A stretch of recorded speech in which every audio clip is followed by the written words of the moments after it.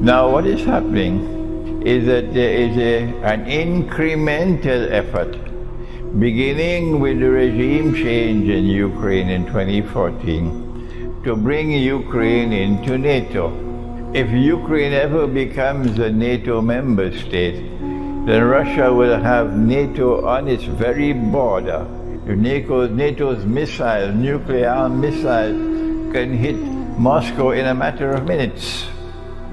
This is not a security option that Russia is prepared to accept at all. And so Russia has put its foot down. This is our red line. Whether you accept our red line or you don't accept our red line, that's your choice. This is our red line. Then we will not allow a next-door neighbor state to pose such a tremendously dangerous threat to our security. So we're going to take steps to ensure the protection of our own security. When the Soviet Union wanted to put nuclear-armed missiles in Cuba, the Kennedy administration decided that this was too great a security threat for the United States.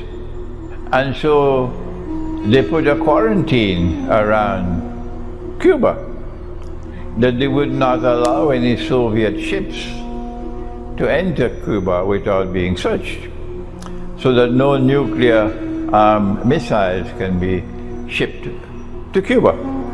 And that was 1962, and the world watched. We were on the brink of nuclear war. Does Cuba have the right?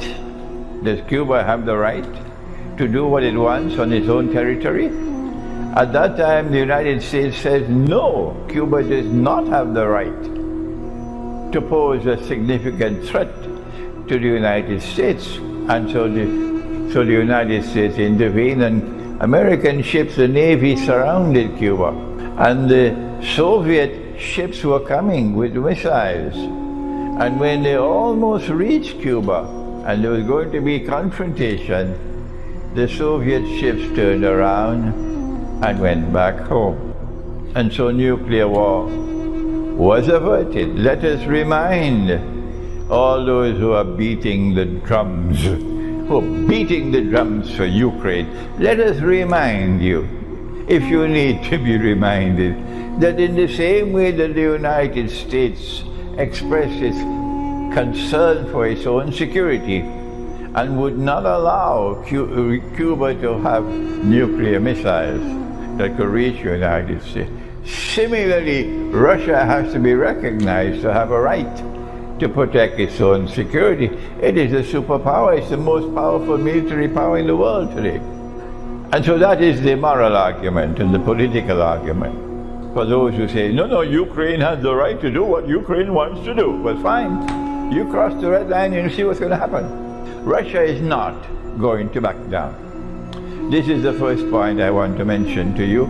So if these fools with a capital F in NATO decides to continue on this foolish path, they will take mankind to nuclear war, and they're the ones to be blamed for it.